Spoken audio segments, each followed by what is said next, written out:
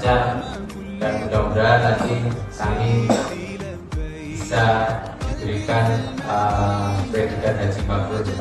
Amin.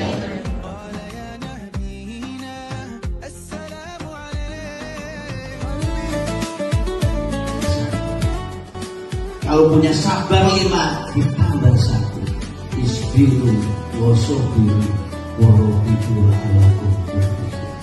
Anda harus bersabar dan harus bersabar dan harus bersabar. Maka kalau kamu selalu bersabar menghadapi segala sesuatunya, la'allakum tuflihun, akan menjadi orang yang selamat. Allahumma